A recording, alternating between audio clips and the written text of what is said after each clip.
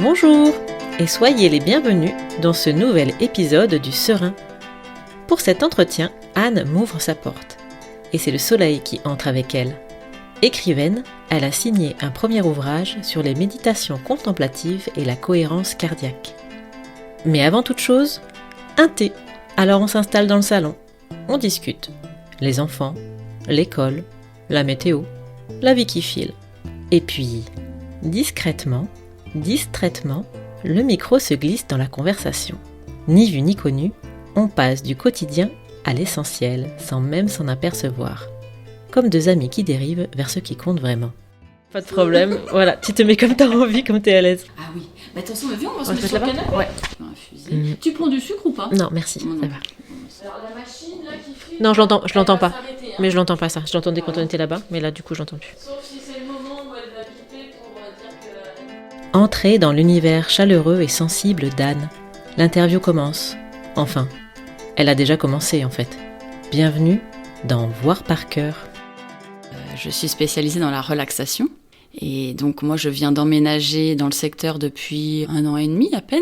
Avant j'avais un cabinet de soins en relaxation, soins esthétiques, massage de relaxation, soins énergétiques et des ateliers de respiration, de méditation et de sonothérapie. Et donc voilà, on a fait le choix de venir habiter ici dans les Hautes-Pyrénées.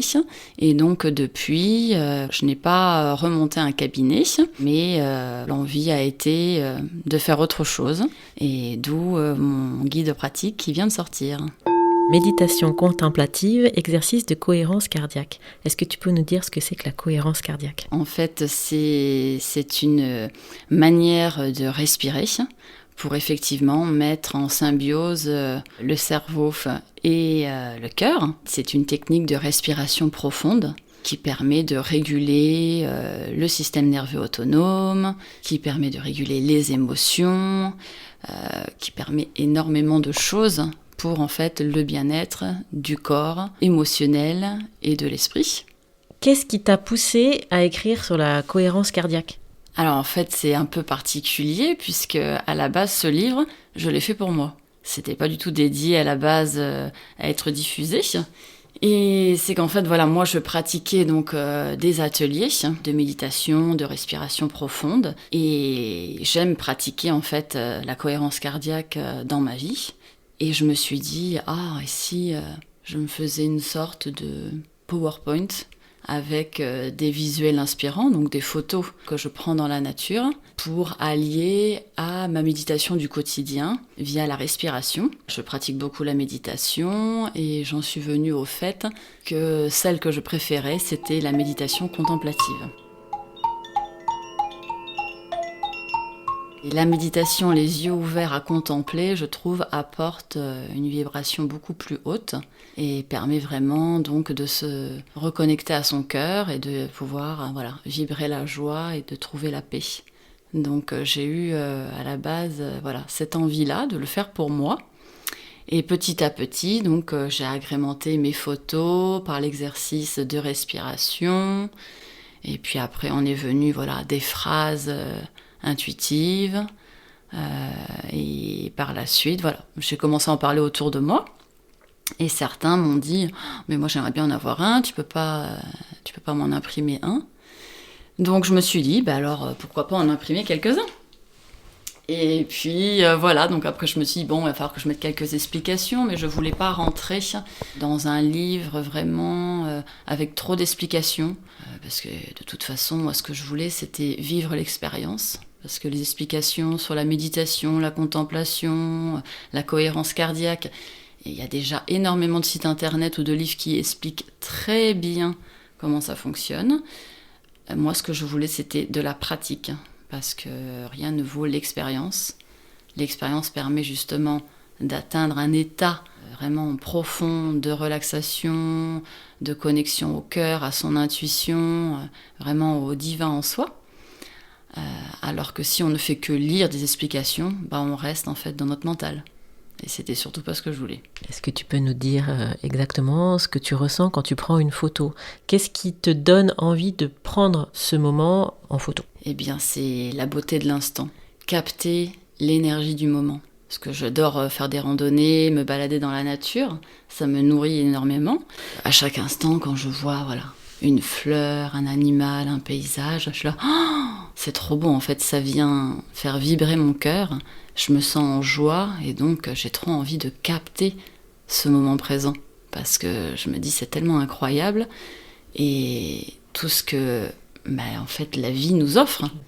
Quand on sait la voir, parce que parfois on est tellement dans nos problématiques de vie, dans nos soucis, dans notre mental qui nous joue toujours des tours, qu'on passe à côté des belles choses.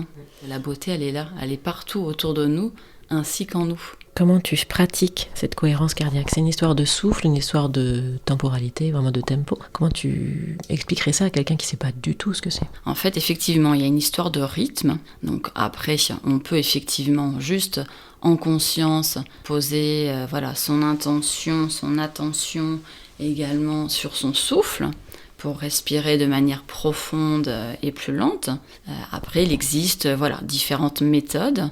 Moi, j'ai mis celle-ci de 3-6-5, qui est en fait de faire un exercice 3 fois par jour pendant 5 minutes avec 6 respirations par minute. Moi, c'est ce protocole-là qui me convient. Mon livre est vraiment le guide des exercices et fait sur ce schéma-là. Donc, on va prendre un exercice. L'exercice, il faut se dire qu'il va durer 5 minutes. J'indique première minute, première respiration. Donc, le but, je l'ai aussi indiqué dans le livre, il faut que l'inspiration soit plus courte que l'expiration. C'est une respiration abdominale, ça veut dire qu'on inspire par le nez pendant 3-4 secondes et on expire par la bouche pendant 6-7 secondes. Okay. Donc, au début, forcément, quand on n'a jamais pratiqué, on compte, mais il suffit de centrer un tout petit peu. En fait, on voit que c'est assez naturel d'inspirer et de souffler lentement. C'est comme une vague. Il suffit de prendre le coup, s'entraîner un petit peu, c'est très rapide, après on se pose plus la question. Et donc il n'y a plus besoin de réfléchir, à se dire est-ce que j'ai bien fait 6 respirations là, dans la minute? Est-ce que j'en suis à combien de temps là? Parce que du coup, moi, au fur et à mesure du livre, que vous tournez les pages, j'indique où on en est. Donc en fait, il y a un visuel, une respiration. Moi, ce que j'aime bien faire, c'est quand j'inspire, je lis la phrase ou le mot-clé, et quand j'expire, je contemple le visuel. Quand je reprends ma respiration, je change de page. À chaque respiration, un message, un visuel inspirant. Et donc, on suit ces 5 minutes. Et à la dernière, donc, je mets fin de l'exercice. Et n'en faire que un, je précise, parce que j'ai déjà quelques personnes qui m'ont dit qu'ils ont enchaîné les exercices. Ils m'ont dit... Au bout d'un moment, j'avais quand même la tête qui tournait. J'ai dit, oui, c'est pas fait non plus pour le faire pendant 20 minutes, quoi. On fait un exercice de 5 minutes, et après, on peut le refaire 2 autres fois dans la journée, juste un à la fois. Quand tu guides quelqu'un vers son propre rythme cardiaque, finalement, qu'est-ce qui circule de cet échange quand tu apprends à quelqu'un, justement, à travailler sa cohérence cardiaque? Un échange de cœur à cœur. Il y a un échange de joie. Donc de bienveillance, de voir que la personne, surtout de constater dans l'état où la personne arrive lors d'une séance, on pratique et je vois la personne arrive souvent dans un état émotionnel et mental complexe. Suite à cette pratique, après je vois déjà qu'elle prend plaisir, qu'elle se sent en confiance et après je vois l'apaisement. Donc ça c'est fabuleux. Et le fait de respirer ensemble, justement, sur des moments comme ça, il y a une sorte de synchronisation invisible en fait, parce que tout le monde respire, tous les cœurs sont en même temps. Qu'est-ce que ça fait concrètement? Ah oui, ça met vraiment dans un état un peu de félicité, d'allégresse en fait. C'est l'allégresse qu'on partage, puisque l'allégresse c'est vraiment la joie extérieure que l'on partage aussi avec les autres, mais on la ressent aussi à l'intérieur, donc quand elle est propre à nous, c'est plutôt la félicité. Et de voir qu'il y a une osmose, on crée un égrégore en fait énergétique de joie où on s'apporte mutuellement une harmonie. Est-ce que c'est l'effet que tu veux retrouver avec ce livre? Ah oui, totalement. Donc moi, parce que j'aime le pratiquer en groupe et le partager, mais après je me dis c'est chouette en fait si les gens ils peuvent repartir avec cet outil chez eux. Ils ont un moment où les émotions sont difficiles, que ce soit de la colère, de la tristesse, et bien voilà, de pouvoir prendre le livre, soit de faire l'exercice de respiration pour s'apaiser, ou tout simplement parce qu'on a envie de réguler son système nerveux si on sent qu'on n'est pas tout à fait aligné, ou simplement aussi de prendre le temps de contempler. Quand on propose quelque chose de simple, d'aussi simple que de respirer, on se heurte parfois à des sceptiques. Comment est-ce que tu accueilles ceux qui doutent justement de cette méthode de cohérence cardiaque ? J'en tiens même pas compte en fait. C'est la cohérence cardiaque, c'est prouvé scientifiquement. Il y a plein de docteurs qui en parlent. Et donc après, différents docteurs ont chacun leur point de vue. Ils ne sont pas tous d'accord, d'ailleurs, mais peu importe en fait. Les sceptiques, très bien. Si ça les intéresse pas, ça les intéresse pas. Moi, je cherche de toute façon en aucun cas à convaincre qui que ce soit. Je fais les choses par envie, par cœur, et après, ça attirera les personnes qui en ont besoin. Je vais avoir un exemple qui pour moi a été flagrant. C'était de le pratiquer avec mon fils. Quand il était plus petit, il avait eu, je pense, une sorte d'anxiété. Il avait un souffle vraiment saccadé, comme s'il cherchait son air. On aurait pu croire qu'il manquait d'air et il y avait une sorte d'asthme qui se mettait en place. Et j'ai voulu d'abord tester la cohérence cardiaque sur lui. Donc on l'a fait 1 fois par jour, pendant 21 jours. Donc c'était pas si évident que ça, parce que c'est vrai que pour les petits, 5 minutes ça peut être très long.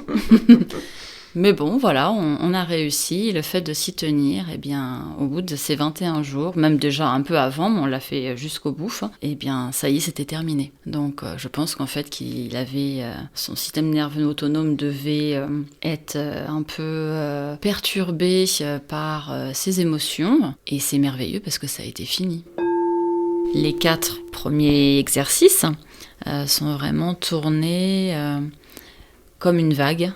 C'est pour aider à arriver d'un état à un autre, pour monter en vibration. Puisque quand on arrive, on est encore dans l'action, on est dans le faire, on est dans son mental.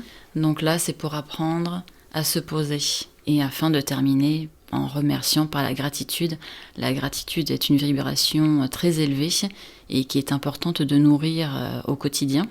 Le 5e, j'ai voulu le faire un peu différent. Du coup, là, j'ai juste mis des petits mots-clés. Ça permet de faire un travail intérieur aussi.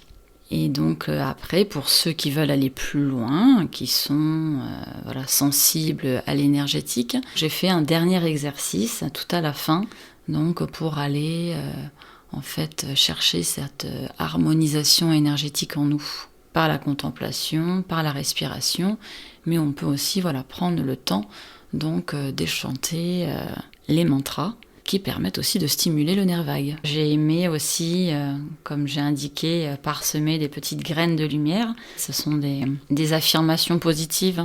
À chaque fois qu'on va choisir un exercice, juste à la page d'avant, juste devant l'exercice, il y a une graine de lumière. Donc ça permet, je vais commencer mon exercice, je peux prendre...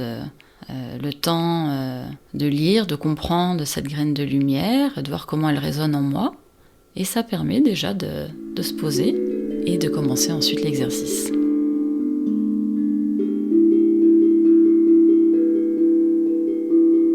Il y a vraiment une espèce de musicalité un peu dans ces exercices. Dans ma vie personnelle et aussi professionnelle, dans mes ateliers, je faisais aussi de la sonothérapie. Et c'est vrai que oui, la musique fait partie de ma vie. Donc j'ai quand même pas mal d'instruments chez moi. Tous les jours, il faut que je joue d'un instrument. Si c'est pas mes bols, c'est le tong drum, c'est le piano. Il y a toujours un carillon qui sonne. Donc oui, effectivement, ça aide vraiment à se poser, je trouve, et à être focus sur son intériorité. D'oser aller voir ce qui se passe là-dedans. Est-ce que tu peux me dire où tu te vois dans 20 ans ? Dans 20 ans. Je sais pas si j'ai envie d'y penser, en fait.